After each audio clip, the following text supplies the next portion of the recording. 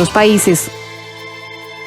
La violencia entre estudiantes de centros educativos de secundaria se está agudizando. 2 estudiantes cartaginesas tuvieron que recibir atención médica tras protagonizar una pelea. Las nuevas autoridades del MOP no han definido si apoyarán la continuidad de Riteve en el país. Los encargados de la empresa siguen a la espera de una resolución antes del vencimiento de su contrato.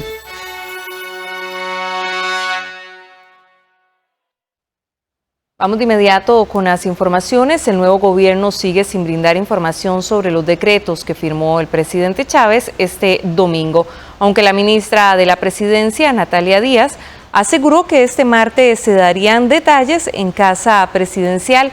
Guardan silencio. El periodista Roger Espinosa nos tiene la información. Adelante, Roger, muy buenas tardes. Gracias, Ana Marta. Un saludo para usted y para todos los televidentes de 13 Costa Rica Noticias. Es que precisamente hace 24 horas, a las 12 mediodía de este lunes, la ministra de la Presidencia, Natalia Díaz, nos dijo a nosotros, los medios de prensa, que estábamos en el recibimiento del presidente en Casa Presidencial, que este martes el ministro de Ciencia y Tecnología, así como la ministra de Salud, hablarían acerca de los decretos que los involucran o involucran a las carteras que ellos representan. Pero a esta hora aún el hermetismo es bastante grande, no se sabe a ciencia cierta qué es lo que contienen estos decretos firmados por el presidente el domingo anterior.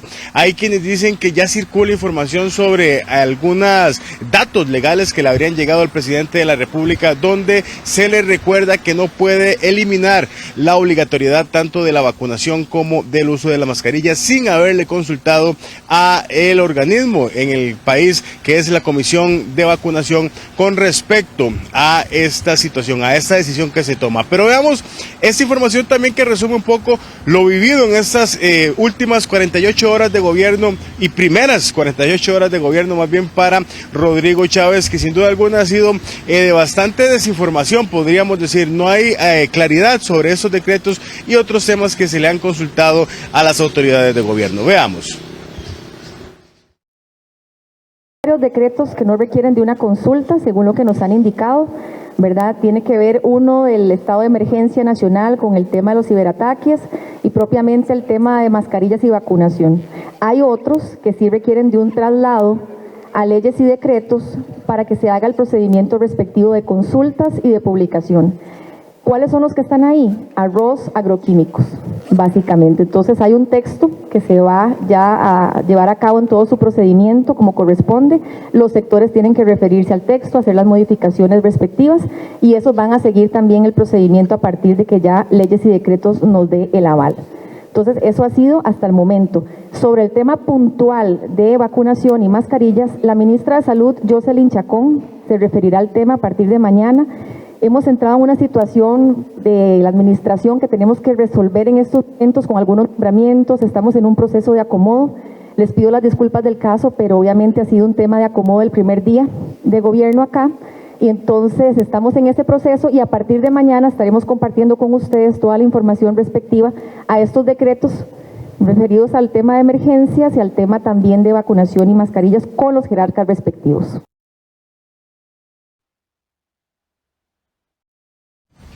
Muy bien, bueno, esa fue la declaración precisamente que brindó la señora ministra de la Presidencia durante este lunes en Casa Presidencial cuando se recibía al presidente de la República por parte de los funcionarios de esa institución. Pero también pudimos conversar con algunos analistas que nos comentan que, bueno, hay que darle tiempo también a las autoridades de gobierno, están en un acomodo, están llegando apenas a tomar posesión de sus diferentes puestos. En este caso, bueno, es bien sabido que los decretos del tema de salud han llamado mucho la atención, ya han generado reacciones, preocupación por lo que podría suceder si estas medidas se dejan de aplicar en el país. Importante también recordar que la comunicación es un tema de vital importancia para el gobierno. Se achacaba mucho que el gobierno recién saliente de Carlos Alvarado había tenido muchos problemas en el tema de comunicación y bueno, ese gobierno tendrá que trabajar de mejor manera o de una manera más organizada para tener a mano esa información que es de mucha importancia para todos los costarricenses. Veamos esta información que les preparamos. La llegada del nuevo mandatario a Casa Presidencial fue rápida y sin discursos a los funcionarios. Apenas posó para la foto. Eso sí, esto cuando estaba en la prensa, ya que horas después sí se dirigió al personal. Los 2 primeros días de gobierno de Rodrigo Chávez estuvieron marcados por la firma de varios decretos que hasta el momento nadie conoce a fondo. La no obligatoriedad de la vacunación contra el COVID-19 y el uso de la mascarilla ya crearon preocupación en sectores ligados a la salud. Ante esto, hay muchas consultas sobre si se pueden tomar decisiones por decreto en temas tan importantes como las medidas sanitarias, aunque la ministra de la Presidencia, Natalia Díaz, aseguró que hay decretos que no necesitan el visto bueno de la comisión. Haría uno que estas primeras experiencias, en tan pocas horas de haber iniciado la administración, contribuyan a que puedan reflexionar sobre que hay que replantear un poquito la forma en que se va a hacer la gestión de la administración en todos los órdenes, ¿verdad? Que antes de, por ejemplo, dar a conocer un decreto, dar a conocer una resolución, dar a conocer un planteamiento, exista esa reflexión previa, ese análisis, esa valoración, para garantizar que lo que finalmente se le transmita a la ciudadanía, indistintamente de que estemos o no de acuerdo con lo que se transmita, pero al menos desde el punto de vista de su viabilidad, al menos jurídica y técnica, satisfaga los requisitos. La comunicación en las primeras 48 horas de gobierno ha sido nula. De ella se nota un distanciamiento con los medios del país, aunque hay expertos que recuerdan que uno de los principales pecados del gobierno recién salido fue la mala comunicación. Esta es una parte fundamental en la que el actual gobierno deberá trabajar para tener una transparencia con la población. Primeras señales aparentan que lo que se quiere es hacer una racionalización del manejo de la comunicación.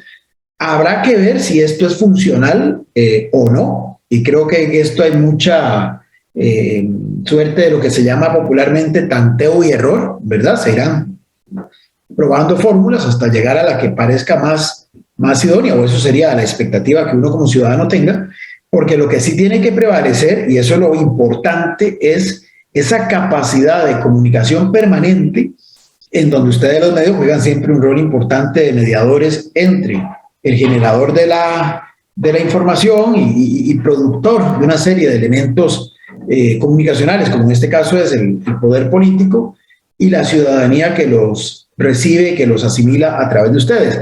Aunque este lunes la ministra de la Presidencia, Natalia Díaz, aseguró que se daría a conocer la información de los decretos, los medios de comunicación aún siguen a la espera. Muy bien, ya para finalizar, bueno, son las 12:06 del mediodía. Como decíamos en esta nota que recién acaban de ver, la ministra había comentado que se daría información. Sin embargo, a esta hora todavía estamos a la espera de las consultas que se han hecho por los medios de grupos de WhatsApp, tanto de Casa Presidencial como el Ministerio de Salud, para saber a ciencia cierta lo que dicen estos decretos, si la decisión tomada por el presidente es la correcta, si lo puede hacer de esta manera, que son algunos de los cuestionamientos que tienen mucha parte de la población, tomando en cuenta también a los medios de comunicación. Por lo pronto, esta es la información que tenemos. Esto fue un reporte de Roger Espinosa Mendieta para 13 Costa Rica Noticias. Perfecto, Roger, muchas gracias por este amplio reporte. Y en otros temas, el periodista Eric Jarquín conversó con el abogado laborista Eric Briones sobre los alcances del proyecto de ley sobre jornadas excepcionales de trabajo. El especialista nos comenta sobre el aporte que este sistema de jornadas podría representar para la reactivación económica o la modernización tecnológica de los servicios. Adelante, Eric, muy buenas tardes. Compartimos esta mañana con el experto en temas laborales, el señor Eric Briones, a quien le hacemos una consulta sobre esta propuesta, sobre este proyecto de cambio en la jornada laboral al sistema de 4-3. Queremos consultarle sobre sus apreciaciones respecto a esta modalidad. Algo que debemos de recordar como costarricenses es que desde 1919 la Organización Internacional del Trabajo vino a establecer este tipo de jornadas, o sea, tenemos un siglo más o menos de tenerlas y estipuladas dentro del Código de Trabajo y la Constitución Política por más de 80 años. ¿Cuál fue la lógica hace un siglo pasado? Bueno, fue trabajar 8 horas diarias durante 6 días, estamos hablando de 1919, Y bajo este norte venimos nosotros los costarricenses con esta misma modalidad, no se ha cambiado absolutamente en nada. 8 horas, 6 días son 48 horas constitucionales, esa es la jornada. ¿Qué es lo que se pretende con este proyecto? Bueno, de cara a las tecnologías, de cara a las nuevas necesidades que tiene la población a nivel mundial globalizado, donde ya no es necesario ese trabajo presencial incluso, donde ya no es necesario desplazamientos merced a la modalidad del teletrabajo que también tenemos nosotros los costarricenses desde el año 2019 debidamente estipulado. Lo que se pretende de manera voluntaria es que los que quieran trabajar 4 días consecutivos durante 12 horas, que son las 48 horas que estipula nuestra constitución política, tengan la posibilidad de trabajarlo. En lo personal considero que al ser algo voluntario habrán personas que quieran someterse a este tipo de jornadas, a otras podría ser que no les favorezca, por ejemplo, porque tengan también algunos compromisos. Imaginémonos una mujer, por ejemplo, que se traslada desde San Ramón hasta San José, donde se le deben tener a cuidar a sus niños, y el traslado dura 2 horas, 2 horas para acá, bueno, 16 horas, que sería la realidad, que estaría fuera del hogar, tal vez no le conviene, pero aún, por ejemplo, muchachos centennials, de esos de 20, 25 años que necesitan más bien 3 días para poder estudiar, para poder desarrollar otro tipo de actividades, donde no tienen compromisos, tal vez les podría servir este tipo de jornadas. Hay ciertos sectores que no están muy de acuerdo porque hablan de recargo de trabajo para los empleados, para los colaboradores. ¿Qué opinión le merece a usted? 12 horas seguidas es extenuante de acuerdo a salud ocupacional. Esto tiene que ser voluntario, como se viene a estipular dentro de los proyectos que conozco. Depende de cada persona, también depende y aprovecho. Como van a ser 12 horas seguidas, tienen que haber descansos, y es muy importante aquí recordar la salud ocupacional. Por ejemplo, sería incorrecto, como sucede también actualmente con las jornadas de 8 horas, deben haber descansos. Por ejemplo, ahora que se está teletrabajando, hablemos de la nueva modalidad del teletrabajo, bueno, también lo que tiene que ver con las computadoras, hay que hacer recesos, hay que hacer ejercicio. Ese es un cambio de modalidad, de mentalidad, además, tanto del patrono como del trabajador. Es un reto más que se vendría a dar, y de ahí, de acuerdo a los obstáculos que se puedan dar, tenemos que ir solucionándolos. Lo que no tenemos ahorita es esa experiencia, como si la tienen la mayoría de los países a nivel mundial. Don Eric, una pregunta más. ¿Hay algunos países a los que podamos referirnos en donde este tipo de modalidad haya tenido un éxito? En los países de primer mundo se dan estas opciones y estas posibilidades, pero llama también la atención que en estos mismos países donde hay estas posibilidades de hacer una jornada acumulativa de 4 días, más bien la tendencia mundial es, dentro de esta jornada, más bien disminuir precisamente las horas de trabajo. Esa es una tendencia mundial. Habría que ver también si en Costa Rica podría llegar a suceder esto. Bueno, y estas son las apreciaciones de un experto laborista, quien pues también está considerando y estudiando el proyecto que pretende cambiar la jornada laboral a quienes, como bien él lo menciona, a quienes estén de acuerdo con ese. Muchísimas gracias, Eric, por esta información. Y las nuevas autoridades del MOC no han definido si apoyarán la continuidad de Riteve en el país, y los encargados de la empresa siguen a la espera de una resolución antes del vencimiento de su contrato. Al volver, todos los detalles.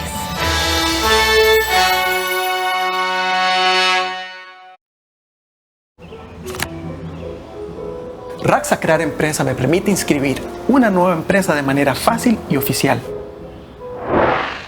Inicie su propio sueño ya, con Raxa Crear Empresa. Raxa, hagamos el futuro juntos. Código 13. Acceso a la tecnología. Los miércoles a las 9 de la noche, con repetición los viernes a las 11 de la noche. En 13. Costa Rica Televisión. Diferentes charlas y discusiones sobre temas de actualidad y avances tecnológicos. Generación Impulso. De lunes a viernes a la 1:30 de la tarde. Aquí en 13, Costa Rica Televisión. El Banco Popular siempre ha estado con nosotros. Gracias al banco logramos mejorar nuestra liquidez refundiendo deudas. Nos apoyó en el proceso para hacer arreglos en nuestra casa. Pude cancelar otras tarjetas de crédito más caras y ahora pago una cuota más baja. En aquella emergencia con el dentista, el banco me respaldó. O cuando compramos el pick-up para empezar nuestro negocio. El Banco Popular siempre ha estado ahí para apoyarnos. Hoy, más que nunca, cuente con nosotros. Banco Popular y de Desarrollo Comunal. Este es el camino para atender las afectaciones emocionales de tus hijos e hijas. Si tus hijos e hijas experimentan estas emociones, debes creerles, escucharles, apoyarles y buscar acompañamiento profesional. PANI y Gobierno de la República.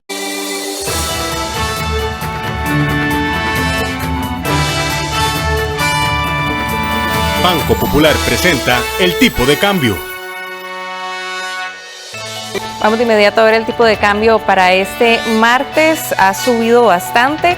Ahí lo tenemos en pantalla. La compra se encuentra en 665 colones con 55 céntimos, mientras que la venta en 672 colones con 53 céntimos.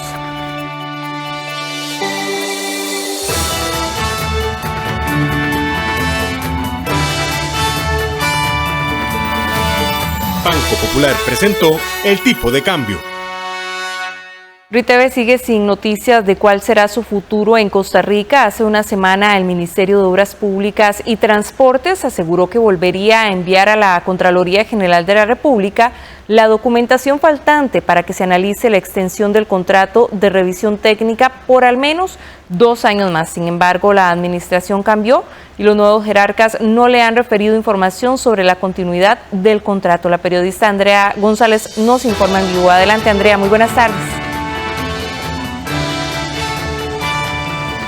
Muy buenas tardes, compañera y amigos televidentes. Tal como usted lo menciona, el futuro de RITV y de la revisión técnica tal cual la conocemos en este momento está incierta, no se sabe cuál es su futuro. Ya la Contraloría General de la República emitió su criterio. Recordemos que esto pasó el 3 de mayo y afirmó, bueno, no tal vez negó la solicitud que le había hecho el Ministerio de Obras Públicas y Transportes de ampliar hasta por 3 años el plazo para que RITV siguiera funcionando. Sin embargo, el ministro de Transportes en ese momento, don Rodolfo Méndez Mata, había hecho la aclaración de que de esa respuesta se había negado por falta de información precisa, que ese era el siguiente paso que iban a realizar precisamente con la Contraloría General de la República para tratar de nuevamente ampliar en un contrato, un plazo con RITV. Para ampliarnos sobre este tema y cuál es la condición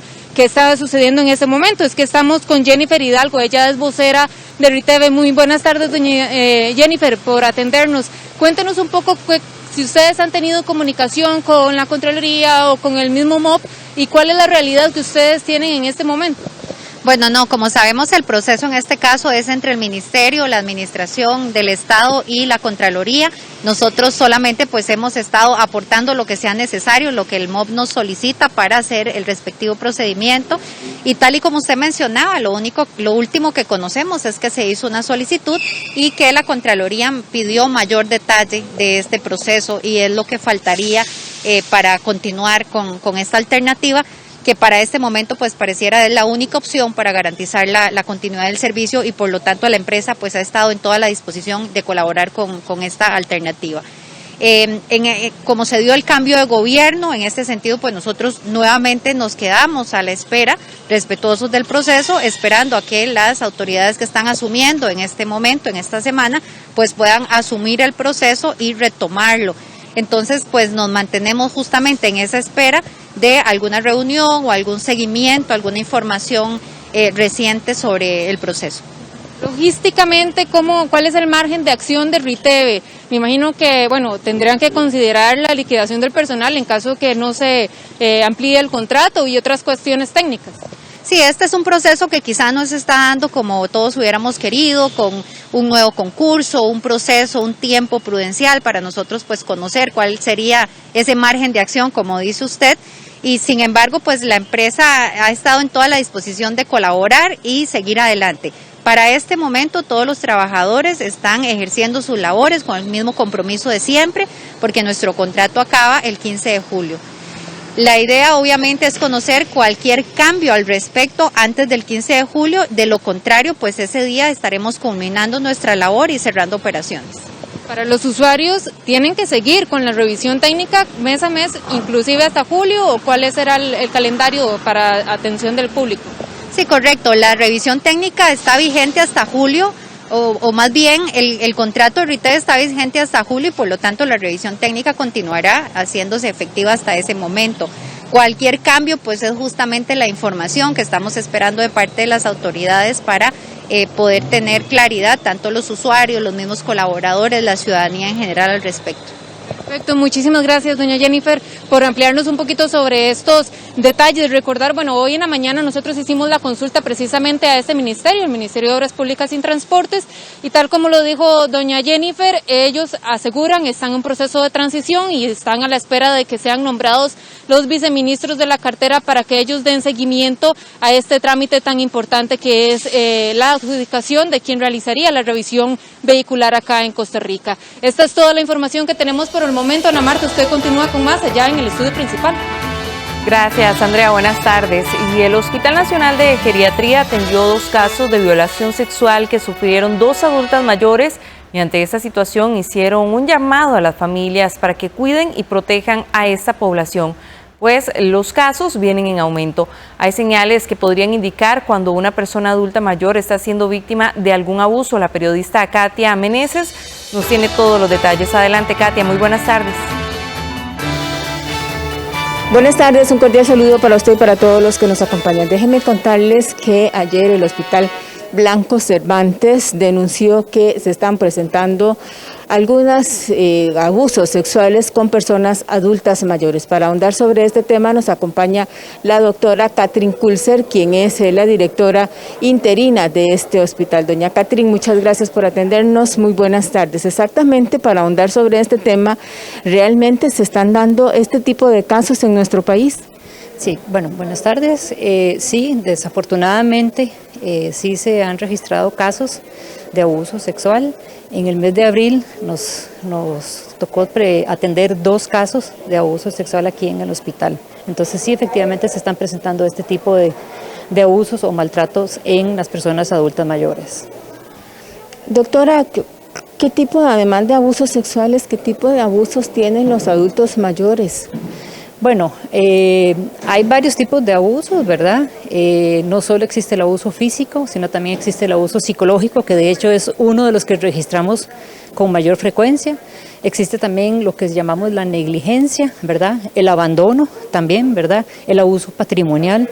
Entonces son parte de los abusos o maltratos que podemos presentar o que se pueden detectar en este grupo poblacional. De acuerdo con las estadísticas que ustedes manejan, el año pasado, ¿cuántos casos se dieron?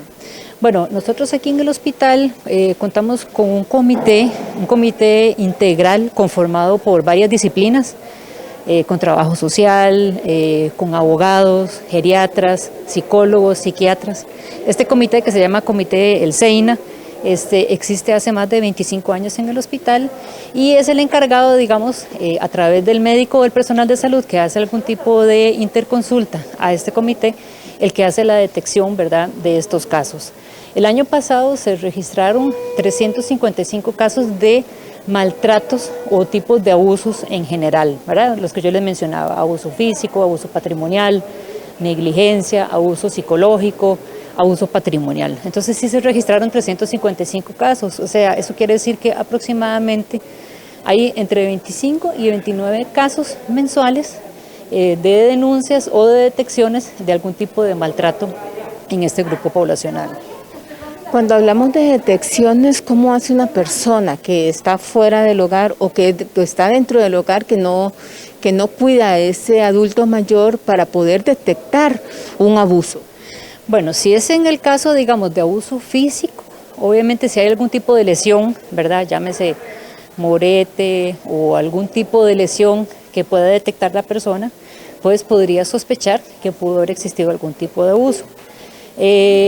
Cuando el paciente no lo denuncia, ¿verdad?, por temor, por vergüenza, por miedo, ¿verdad?, sí pueden existir ciertos cambios, ¿verdad? Por ejemplo, que tenga más tristeza o un llanto fácil, que ya no quiere comer, que se aísla más. Entonces puede ser que el familiar detecte esos cambios. Y muchísimas gracias a la directora interina, doña Kristen Kurzel, por habernos acompañado. Sobre este mismo tema, en 13 Costa Rica Televisión conversamos con algunos adultos mayores y también con algunos familiares para conocer el sentir. Yo que acompaño a mi papá y que lo cuido y lo adoro y todo, no me cabe en la cabeza ni en el pecho. Jamás, jamás, jamás. Es cuando más hay que darles el cariño y el amor por todo lo que ellos nos han dado durante toda su vida, que se han esmerado por nosotros y somos lo que ellos pues nos dieron en su juventud, ¿verdad? Entonces ellos merecen ahora todo el cuidado, el respeto, el amor, lo mejor para ellos. Y hay un abuso sexual, la ley tiene que aplicarse con todo. Independientemente de quién sea el adulto mayor, requiere valorarse. Y todas las familias tenemos que organizarnos para ver cómo lo cuidamos, lo protegemos, y el Estado también tiene que velar por él. Recuerden entonces que para denuncias lo pueden hacer al 911 o también en el organismo de investigación judicial OIJ, pero también deben de venir aquí donde nosotros nos encontramos en el Hospital Geriátrico Blanco Cervantes y traer al adulto mayor que de una u otra forma han sido abusados. Esta es la información. Regreso con usted al estudio principal. Buenas tardes. Buenas tardes, Katia. Gracias por la información. En otros temas, ya se acerca el próximo censo de población y vivienda. Conozca los detalles de este trabajo de campo y recopilación de datos que nos darán una radiografía del país en estos aspectos.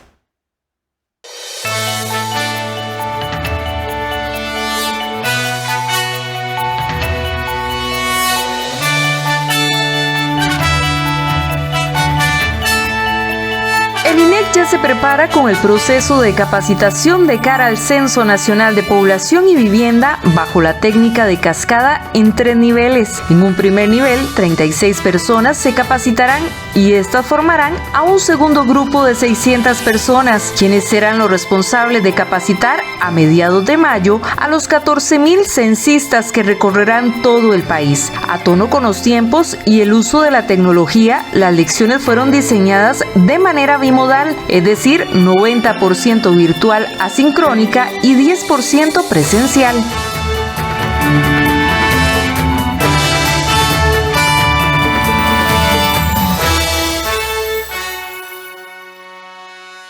La Procuraduría de la Ética Pública pretende recuperar 329 millones de colones por el presunto daño material y social ocasionado, según la Fiscalía, por 4 exdiputados de Accesibilidad Sin Exclusión y otros 8 personas acusadas por el delito de peculado. Este lunes el juicio en contra de ellos porque aparentemente los legisladores contrataron asesores y personal de confianza que nunca realizaron sus trabajos en los periodos legislativos del 2006 al 2010 y del 2010 al 2014.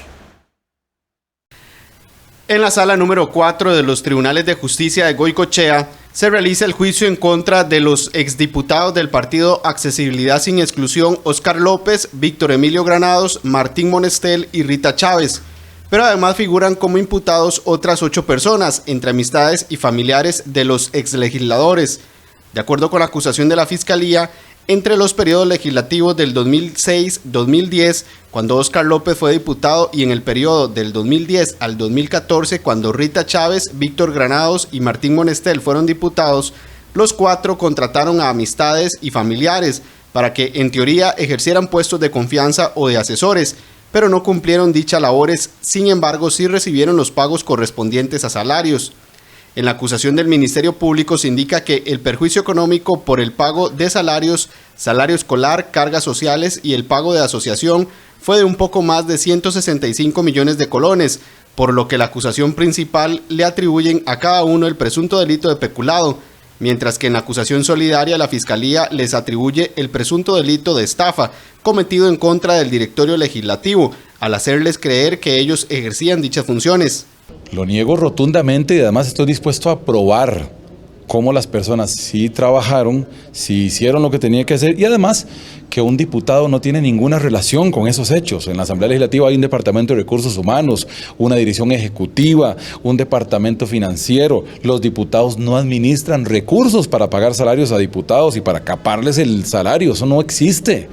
Acá hay un montón de digresiones con respecto a la verdad real de los hechos y yo por eso soy, aparte de imputado, abogado de mí mismo, porque como profesional en derecho estoy dispuesto y estoy listo para desenmascarar mentirosos. Tomando en cuenta que es absolutamente absurdo que eso nos diga que está incurriendo en delitos de peculado, de apropiación de dinero del Estado, cuando en realidad fueron nombradas debidamente por parte del directorio de la Asamblea Legislativa y hicieron un trabajo el cual se las había encargado por parte de los señores diputados.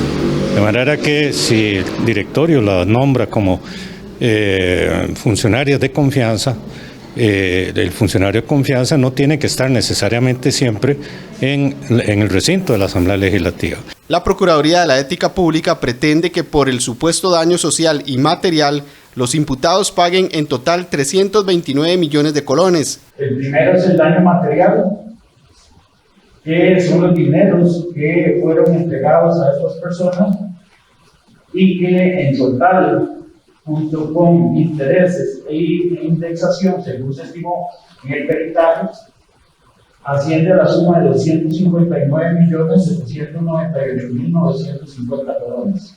Asimismo, como daño social, por ser hechos de corrupción dentro de la función pública, se estimó el monto en 69.619.326 colones. El juicio está programado para que se realice durante el próximo mes y medio. Ningún protocolo de salud consideró qué tan preparados estaban los menores e incluso los profesores para regresar al entorno presencial, asegura la psicóloga experta en bullying. Este lunes se presentó un nuevo foco de violencia entre colegiales de Cartago que incluso requirió de la hospitalización de los menores de edad. Los focos de violencia en centros educativos del país llegaron a las aulas al mismo tiempo que la presencialidad. Ya suman 4 meses de constantes incidentes de violencia entre jóvenes. El más reciente, que salió a la luz pública, se dio este lunes 9 de mayo en Cartago, donde 3 menores de edad se enfrentaron y 2 de ellos requirieron incluso de ser trasladados al Hospital Max Peralta de Cartago debido a la gravedad de los golpes. Para Ingrid Naranjo, psicóloga experta en bullying y ciberbullying, parte del problema se dio en que los protocolos de retorno a la presencialidad nadie consideró los aspectos psicosociales de los menores y profesores. Siendo reactivos, no estamos siendo preventivos, por eso le decía, no se previó que el aislamiento, la afectación emocional de la que se vino hablando y se sigue hablando desde el día 1 de la pandemia hasta hoy, eso no se consideró en el retorno. Eso, usted revisa los documentos de retorno, los protocolos y todos son sanitarios en términos físicos y sociales con respecto a la separación necesaria para evitar el contagio. Pero ninguno está determinado en observar la emocionalidad, cómo venían estas personas menores de edad, y tampoco incluyó cómo venían las personas adultas que iban a estar a cargo de esas personas menores de edad. Mientras no consideremos el elemento emocional, no va a haber aprendizaje de ningún tipo, porque estos muchachos están colmados de situaciones emocionales. Naranjo asegura que el distanciamiento por la pandemia lo que generó fue el traslado de los conflictos a un entorno virtual, que ahora con el retorno a las clases se intensificaron al sumarle la condición particular de cada estudiante. Incluso afirma que muchas de las reacciones de los menores son reflejo de cómo los adultos resuelven sus conflictos actualmente y la falta de respeto a la figura de la autoridad. Revisa concienzudamente los videos, vamos a ver que ni siquiera las personas adultas saben cómo intervenir y terminan en la misma posición, lamentablemente, que una persona menor de edad, golpeándose, incitando, no deteniendo, no denunciando, participando activamente de esa violencia. Son pocas, existen y está bueno, las que lo quieren detener o hacen la denuncia, pero necesitamos de todos. ¿Cómo es posible que las personas menores de edad no atiendan a la autoridad? En el caso de la fuerza pública. Pero si usted compara los videos de los pleitos en calle entre personas adultas y cómo se comportan esas turbas cuando hay una autoridad, es exactamente lo que hacen los muchachos y las muchachas. Nadie respeta a la autoridad. Un uniformado no tiene voz ni voto. Insiste en que parte del problema con los protocolos promovidos por el Ministerio de Educación Pública e incluso Fuerza Pública es que no todos los involucrados en los conflictos los conocen para ponerlos en práctica, afirma la experta, porque no se trabajó previamente. Venir a utilizarlos en tiempos de crisis no está mal, pero requiere de capacitación, requiere de seguimiento por parte de todas las autoridades. La psicóloga acotó que es indispensable identificar cuál es la preocupación de los estudiantes, sus emociones, sus necesidades y cuestionó que la implementación de sanciones disciplinarias se realicen sin acompañamiento psicológico. El gobierno anunció que próximamente presentará un proyecto de ley para eliminar 15 órganos desconcentrados, aunque el mismo sigue sin ingresar a la corriente legislativa. Este suprimiría órganos como el Consejo Nacional de Investigación en Salud y el Sistema Nacional de Educación Musical. El proyecto que encabezó la lista de convocatoria del Poder Ejecutivo es el que busca eliminar los 15 órganos desconcentrados en los que se incluyen algunos cuyos aportes favorecen a la educación, la salud y la cultura del país. La lista de estos 15 órganos que se eliminarían son el Consejo Técnico de Asistencia Médico-Social, el Consejo Interinstitucional de Atención a la Madre Adolescente, Consejo Nacional de Investigación en Salud, Oficina de Cooperación de la Salud, Auditoría General de Servicios de Salud, Sistema Nacional de Educación Musical, Junta Administrativa de Dirección General de Migración y Extranjería, Órgano de Normalización Técnica, Dirección General del Archivo Nacional, Centro Histórico de la Reforma Agraria de Costa Rica y el Parque Temático, Casa de la Cultura de Punta Arenas, Parque Marino del Pacífico, Fondo Nacional de Becas de Solidaridad Social, Consejo de Clubes 4S y la Comisión Costarricense de Cooperación con UNESCO adscrita al Ministerio de Educación Pública. La jefa de fracción del partido oficialista explicó cuál es la intención de suprimir estos órganos desconcentrados. Esta mañana el Poder Ejecutivo ya mandó al Congreso la primera lista de proyectos convocados para las sesiones extraordinarias. Dos de ellos son proyectos del Ejecutivo. Uno es para eliminar 15 órganos desconcentrados de los diferentes ministerios que aumentan la burocracia y que le quitan poder al ministro para tomar decisiones. ¿Pero qué representan estos órganos y qué implicaría su cierre? La transformación de 15 órganos desconcentrados implica un proyecto de ley de alta complejidad, puesto que hay que reformar las leyes que los crearon. En ese sentido, corresponde valorar, además de la reforma de cada una de estas leyes, el tema del personal de estas instituciones, qué va a pasar con ellos y ellas, el tema del presupuesto y las normas transitorias para administrarlo, en el tanto hay una transformación de la naturaleza de estas instancias, y por supuesto la discusión con los sectores y los beneficiarios de quienes trabajan con estos órganos desconcentrados. ¿Qué va a pasar? ¿Cuál va a ser el nuevo destino o la nueva articulación que se va a tener que hacer en términos de gobernanza de estas instituciones, puesto que los objetivos no van a desaparecer? Este fue uno de los 2 proyectos de ley anunciados por el Ejecutivo que serán convocados en las sesiones de la Asamblea Legislativa. En Conarroz están a la espera para conocer lo que señalan los decretos sobre este grano, mientras que el ministro Gamboa asegura que por ahora el Departamento de Leyes y Decretos de la Presidencia lo revisa. El presidente Chávez prometió bajar el precio del arroz por decreto el 8 de mayo, con el fin de que los productores nacionales y los consumidores reciban mejores precios. Precisamente sobre este tema, el ministro de Economía, Industria y Comercio explicó que los borradores del decreto se encuentran en proceso de una primera revisión en el Departamento de Leyes y Decretos de la Presidencia. Dichos decretos serían en todo caso parte de una hoja de ruta para cambiar algunas características actuales de la regulación del mercado del arroz, teniendo como objetivo último siempre el buscar una disminución del precio para los consumidores. En un comunicado, la Corporación Arrocera Nacional, Conarroz, reiteró la disposición del equipo técnico para trabajar juntos y tomar decisiones importantes del grano básico, además de emitir políticas públicas que den sostenibilidad a las actividades agropecuarias locales, como es el caso del sector arrocero. El presidente de Conarroz explicó que propusieron un proyecto de ley que busca beneficiar a los pequeños y medianos productores del grano y a los consumidores. Este proyecto lo que busca precisamente es que ingrese arroz barato a Costa Rica vía un contingente arancelario, que se cobre un adicional a todas las industrias que participan en la compra nacional y que ese adicional se cree un fondo para ayudar a los micros, pequeños y medianos productores de Costa Rica. De esta manera el arroz sigue entrando más barato que lo que normalmente venía siendo para el país y también puede abaratársele el arroz a los consumidores de Costa Rica. Los ajustes que se realizaron en marzo pasado están relacionados con el incremento del costo en la materia prima, así como el costo de fletes, los precios internacionales de los insumos industriales, el tipo de cambio y la reciente crisis de contenedores. El precio pasó de 670,39 colones a 702 colones con 68 por kilo.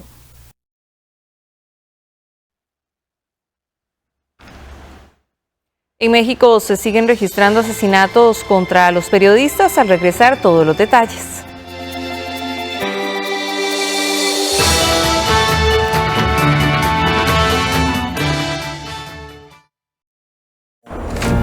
Dios, este bus que no pasa. ¿Y va para el trabajo? Sí, ni me diga. Y me toca ir súper lejos, además. A mí me ha ido bien. Abrieron un nuevo supermercado y eso es una salvada. Me queda cerca ir a trabajar.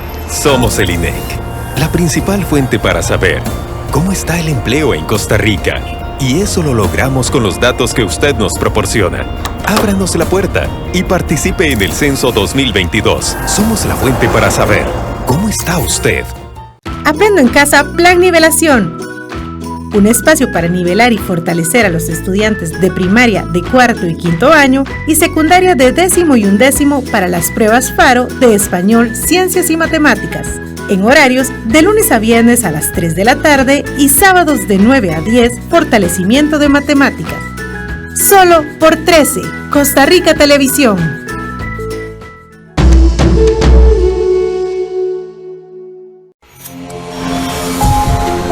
Reportajes que nos informan sobre diferentes temas que afectan al mundo. Global 3000, los martes a las 10 de la noche, por 13, Costa Rica Televisión.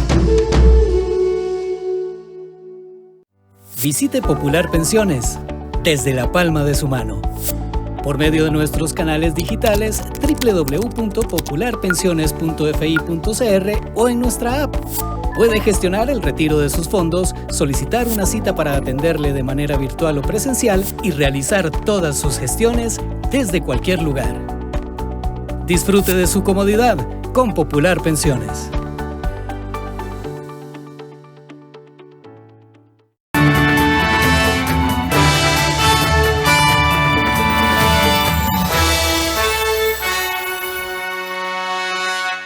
Con 41 minutos de la tarde, vamos de inmediato con el ámbito internacional. En México se registraron 3 periodistas asesinados en los últimos 5 días.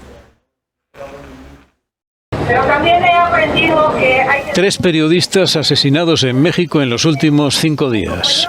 Varias decenas de informadores se manifestaron este lunes en Ciudad de México ante la permanente violencia contra la prensa.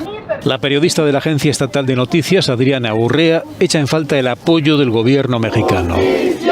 ¡Justicia! Es muy lamentable que las autoridades no estén dando respuesta a nuestras demandas, porque desde que asesinaron a los primeros periodistas en enero, exigimos a las autoridades que nos dieran respuesta, mejores medidas de protección, y desde esos compañeros hasta hoy, que ya es el mes de mayo, no vemos que paren. ¡Tenemos que seguir juntos! La manifestación estaba convocada en principio para protestar por el asesinato el 5 de mayo de Luis Enrique Ramírez en Culiacán. Una vez en la Plaza del Ángel de la Independencia, tuvieron noticia de otros 2 periodistas más muertos a tiros horas antes. La directora del portal El Veraz, Yesenia Mollinedo, y la reportera Sheila Johanna García en el municipio de Cosoleacaque, en Veracruz.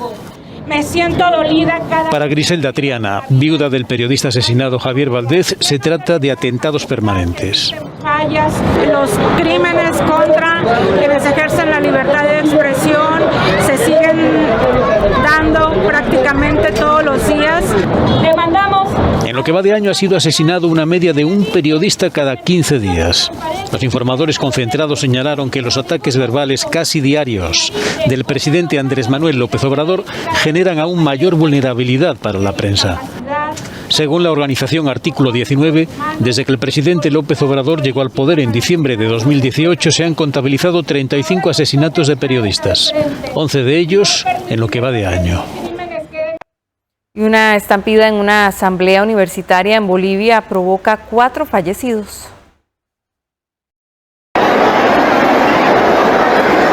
Al menos 4 fallecidos en una estampida en una universidad de Bolivia. Este lunes, durante una asamblea estudiantil, un grupo de personas lanzaron granadas de gas lacrimógeno en el pabellón de la Universidad Tomás Frías de Potosí, en el suroeste del país.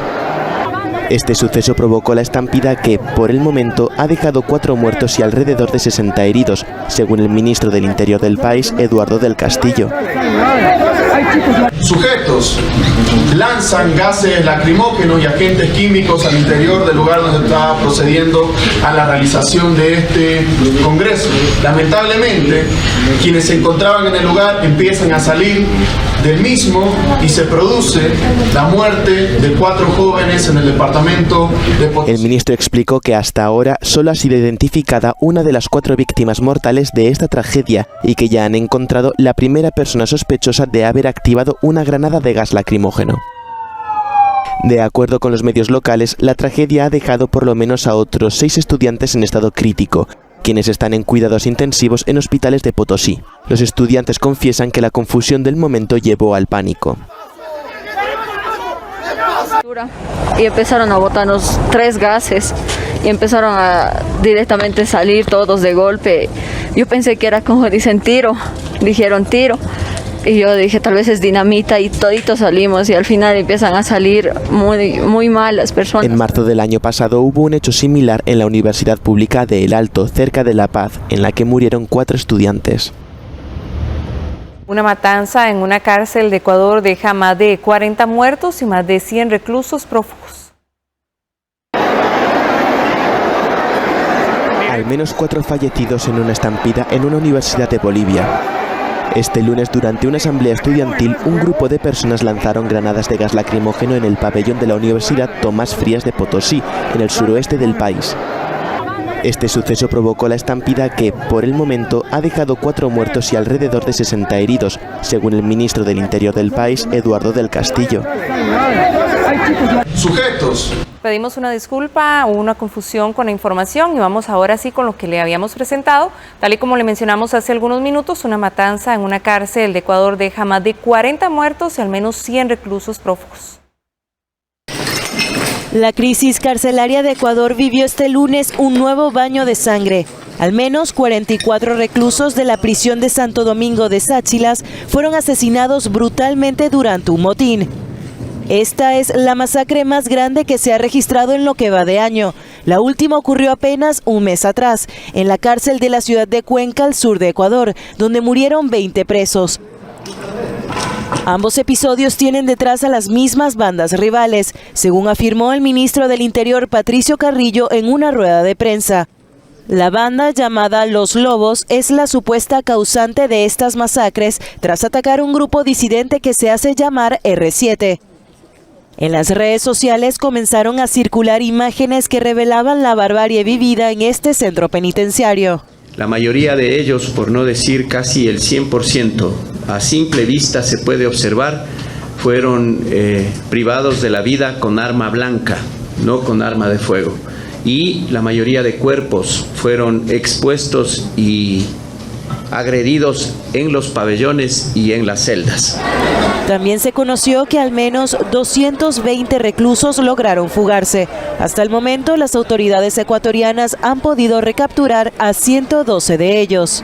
Entre tanto, el presidente Guillermo Lasso, que se encuentra de visita oficial en Israel, aseguró que su política contra la violencia carcelaria y su lucha contra las mafias no se detendrán, y ordenó el traslado de los presuntos responsables de la matanza a prisiones de máxima seguridad. Asimismo, los familiares de los reclusos se concentraron en las afueras de la prisión para obtener alguna noticia de sus seres queridos. Denuncian que los enfrentamientos entre bandas son recurrentes y que el gobierno se queda de brazos cruzados. ¿Por qué el gobierno no hace nada? Está con las manos cruzadas, está negociando. ¿Negociando qué? Más dinero para él y los pobres que se mueran de hambre. Son delincuentes porque salen a la calle y no tienen trabajo, nadie les da. Nosotros estamos muriéndonos de hambre, todo está caro. ¿Qué hace el gobierno? Paseándose. ¿Y qué hacemos nosotros acá? Agarrados de manos. Estas bandas criminales también son presuntamente las causantes de la creciente violencia que se vive en la costa de Ecuador por el control del narcotráfico y la exportación principalmente de cocaína hacia Estados Unidos y Europa. En respuesta a esta espiral de violencia, el gobierno de Lasso decretó el estado de excepción en 3 provincias y anunció la contratación de 1.400 nuevos agentes penitenciarios. Usted también tiene que separar, tiene que tener... El trofeo del Mundial Femenino Sub-20 está en Costa Rica. Al volver todos los detalles en la sección deportiva.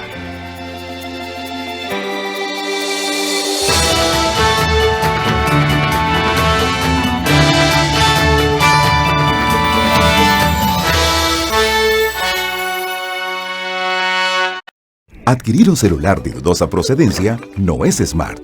Sutel ha desarrollado la plataforma de validación de celulares PVC, un sistema que detecta e impide la conexión de celulares irregulares a las redes móviles del país. Contar con un celular adquirido de manera lícita o sin alteraciones realizadas por terceros asegura el acceso a las redes móviles sin inconvenientes. Superintendencia de Telecomunicaciones. Infórmese en www.sutel.go.cr. ¿Tenés alguna consulta, comentario o reclamo sobre nuestros servicios? Sinar te escucha. Ponete en contacto con la Contraloría de Servicios porque con tus críticas, vos ayudás a mejorar la programación, las producciones y la calidad de la señal que recibís de nuestros medios. Comunicate vía correo electrónico, por teléfono o a través de la página web. Contraloría de Servicios, un contacto directo entre el Sinar y vos. Nacida en una familia pobre a la edad de 10 años, Muraoka Hanako fue aceptada en una escuela misionera en Tokio. A la escuela misionera asistieron hijas de familias nobles y, como un caso de caridad, Hanako se enfrentó a un choque cultural cuando empezó la escuela y era en inglés. Al final, todos sus esfuerzos darán fruto. Hanako y Ana, de lunes a viernes a las 2 de la tarde, aquí en 13, Costa Rica Televisión. Este es el camino para atender las afectaciones emocionales de tus hijos e hijas. Si tus hijos e hijas experimentan estas emociones, debes creerles, escucharles, apoyarles y buscar acompañamiento profesional. PANI y Gobierno de la República.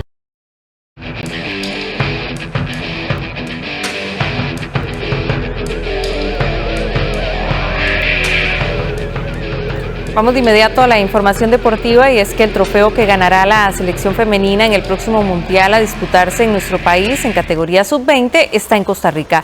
Los detalles del tour del trofeo los tiene el periodista Gerardo Cotocover desde el Estadio Nacional. Muy buenas tardes, Gerardo, adelante con información. Gracias, Ana Marta, muy buenas tardes, sean todos bienvenidos a la sección deportiva. Hoy en un lugar muy especial, el Estadio Nacional, la gramilla del Estadio Nacional.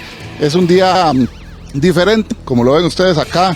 Tenemos el trofeo que se le será entregado a la selección femenina que gana el campeonato mundial que se va a realizar en nuestro país en el mes de agosto. Este es el trofeo de la FIFA que está de gira por nuestro país y que estará durante varios días presente acá en Costa Rica. Incluso habrá varios tours acá en el Estadio Nacional, el Estadio de Morera Soto también, y 2 centros comerciales donde estará a disposición para el público para que pueda ser observado el trofeo de la Copa Mundial Femenina Sub-20 de nuestro país. Precisamente hemos hablado con personalidades del comité organizador local sobre la importancia que tiene esta Copa del Mundo en nuestro país. Primeramente vamos a escuchar y observar lo que nos ha dicho el presidente de la Federación de Fútbol, Rodolfo Villalobos, sobre la importancia de este mundial y la posibilidad incluso de albergar más mundiales en un futuro cercano. Sí, lo vemos viable. Creo que eso es un proceso en el que hay que ir trabajando.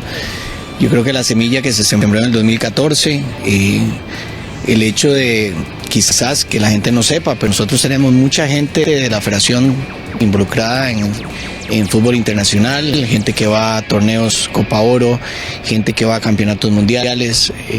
Hay un grupo de profesionales importantes que se ha sumado al liderazgo de Víctor y ha logrado formar un equipo que le ha dado mucha tranquilidad a la FIFA.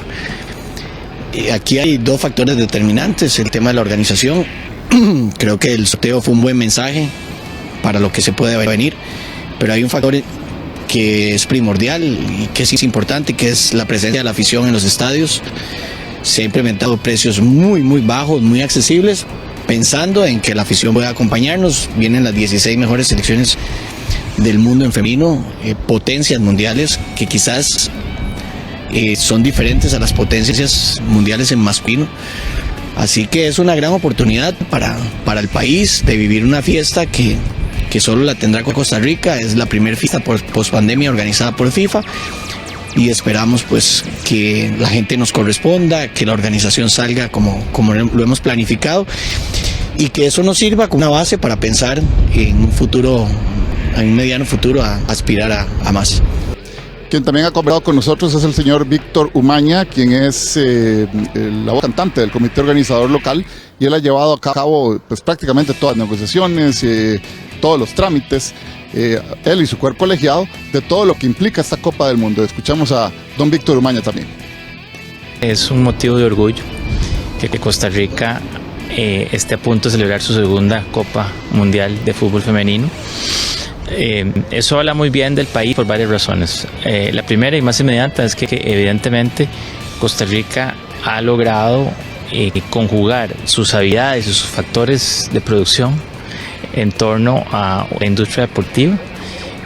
Este país cuenta con la infraestructura, pero sobre todo con los recursos humanos para poder hacer eventos de clase mundial, y eso me parece que es invaluable. Por otra parte, habla muy bien de la Federación Costarricense de Fútbol, que ha logrado profesionalizarse a tal punto de que es referente a nivel de la organización, a nivel de la FIFA, para la